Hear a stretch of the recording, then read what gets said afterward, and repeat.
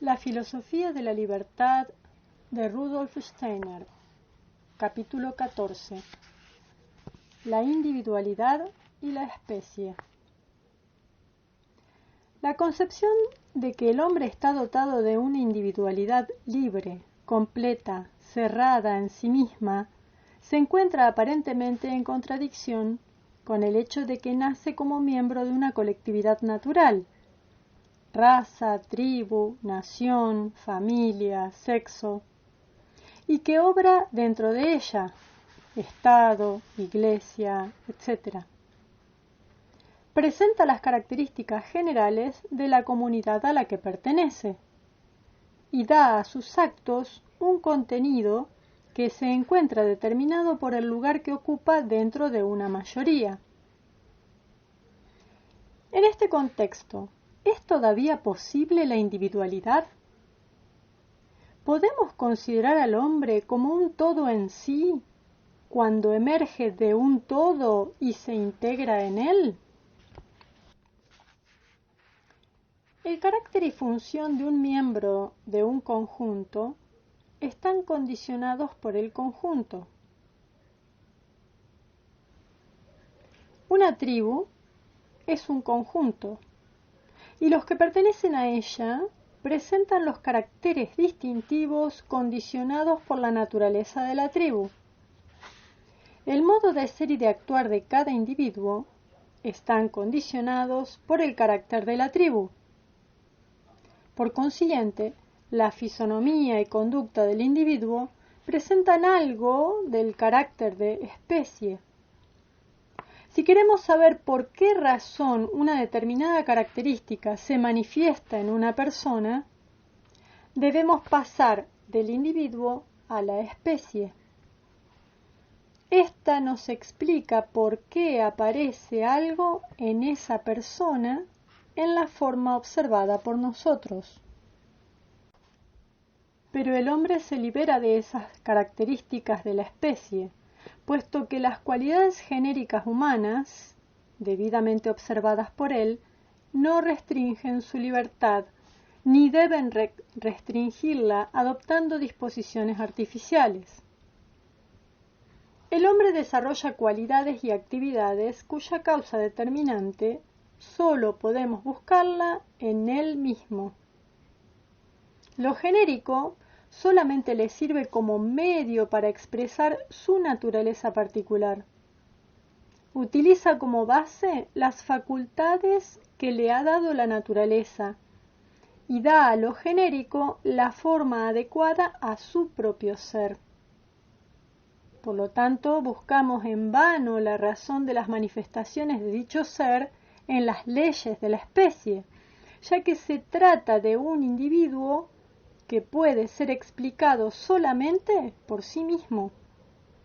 Si una persona ha logrado emanciparse de lo genérico en ella, y no obstante queremos explicar sus cualidades por el carácter de la especie, es que carecemos del órgano que percibe lo individual.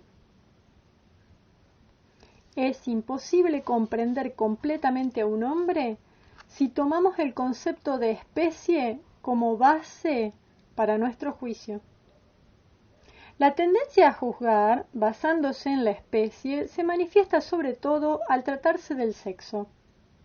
El hombre juzga casi siempre a la mujer y la mujer al hombre, demasiado por el carácter general del sexo opuesto y demasiado poco por lo individual.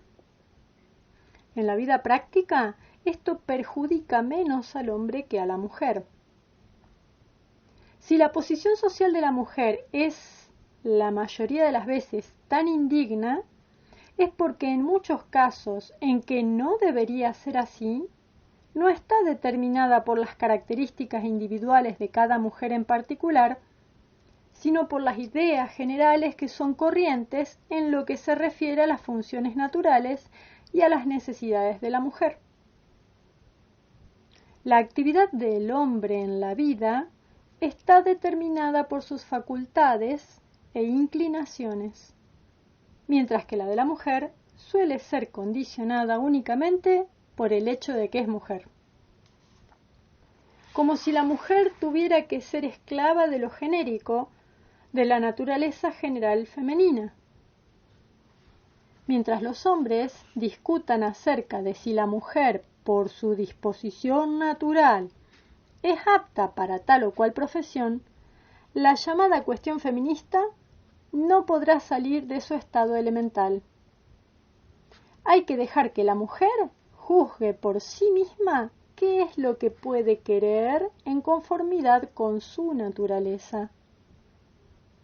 En caso de que sea verdad que las mujeres son aptas solamente para la profesión que hoy en día se les reserva, no cabe duda de que por sí misma difícilmente conseguirán ocupar ninguna otra. Pero ante todo deben poder decidir por sí mismas qué es lo que corresponde a su naturaleza. A los que temen una perturbación de nuestra estructura social como resultante de tratar a las mujeres no como especímenes de su sexo, sino como individuos, les responderemos que una estructura social dentro de la cual la mitad de la humanidad se encuentra reducida a una existencia degradante, tiene gran necesidad de una reforma. Nota del autor sobre este último punto. Inmediatamente después de la publicación del presente libro en 1894, a lo que antecede, se me objetó que actualmente la mujer, dentro del carácter genérico de su sexo, puede desplegar sus energías vitales tan individualmente como quiere, con mucha más libertad que un hombre, desindividualizado primero por la escuela y más tarde por la guerra y la profesión. No ignoro que hoy día se hace valer todavía más esa objeción. Sin embargo, no rectifico lo dicho, y espero que no faltarán lectores que comprendan con qué violencia esta objeción va en contra del concepto de la libertad desarrollado en este escrito, y que juzguen lo que acabo de exponer bajo un punto de vista distinto de la desindividualización del hombre por la escuela y la profesión. Quien juzga a los seres humanos según los caracteres de la especie no va más allá del punto en que precisamente empiezan a ser seres cuya actividad se basa en la libre determinación de sí mismos. Lo que se encuentra antes de este punto puede naturalmente ser objeto de investigación científica. Las características de raza, tribu, nación y sexo constituyen el objeto de ramas especiales de la ciencia. Solo los seres humanos que quisieran vivir únicamente como ejemplares del sexo al que pertenecen podrían coincidir con el concepto general resultante de una investigación científica de esta clase. Pero ninguna de estas ciencias puede progresar hasta el punto de alcanzar el contenido especial del individuo en particular. En el punto en que comienza la esfera de la libertad, del pensar y del obrar, cesa la determinación del individuo según las leyes de la especie. El contenido conceptual que el hombre debe vincular con la percepción por medio del pensar, a fin de entrar en posesión de la realidad total, véase página 85 y siguientes, no puede fijarlo nadie de una vez por todas y transmitirlo así acabado a la humanidad. El individuo debe producir sus conceptos por intuición propia. Es imposible deducir de ningún concepto genérico cómo debe pensar el individuo. Es éste exclusivamente quien lo determina. Asimismo, es imposible determinar por las características generales humanas los objetivos concretos que el individuo se propone realizar. Si queremos comprender al individuo en particular, debemos penetrar en lo esencial del mismo y no detenernos en las cualidades típicas que comparte con otros. En este sentido, cada hombre es un problema, y toda ciencia que se ocupa de pensamientos abstractos y conceptos genéricos es sólo una preparación para aquel conocimiento que adquirimos cuando una individualidad humana nos comunica su modo de considerar el mundo, y para la otra clase de conocimientos que obtendremos del contenido de su voluntad. Cada vez que tenemos la sensación de que nos encontramos ante aquel aspecto del ser humano que está libre de la forma de pensar típica y de la voluntad propia de la especie, debemos dejar de recurrir a todo concepto elaborado por nosotros, si es que queremos comprender su ser. El conocimiento consiste en la vinculación del concepto con la percepción por medio del pensar. Con todos los demás objetos, el observador debe adquirir los conceptos por intuición propia, pero cuando se trata de entender a una individualidad libre, lo importante es simplemente acoger en nuestra mente de una manera pura, sin que se mezclen con nuestros propios conceptos, los conceptos con los que se determina esa individualidad en sí misma.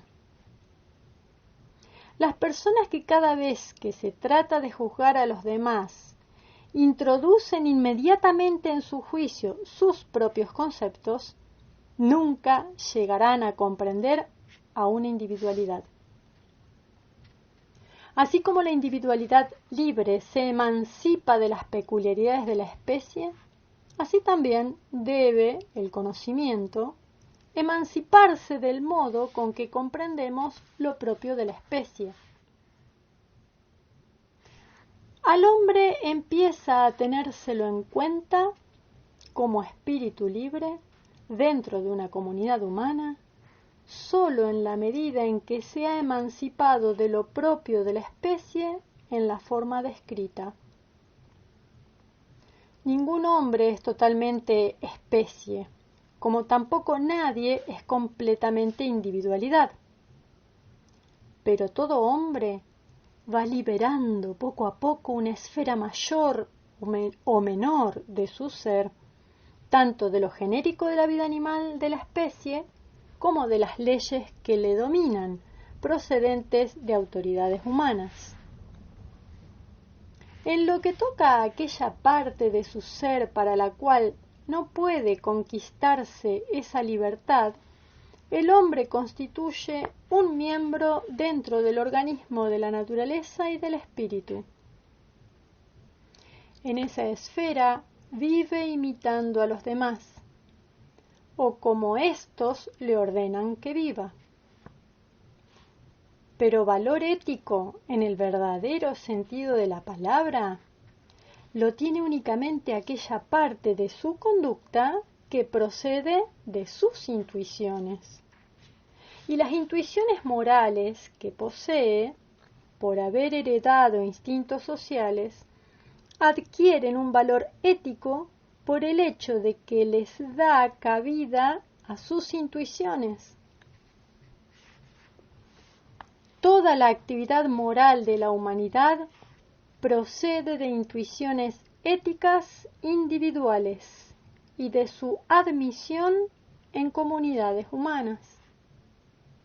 En otras palabras, la vida moral de la humanidad es la suma total de las creaciones de la fantasía moral de los individuos humanos libres.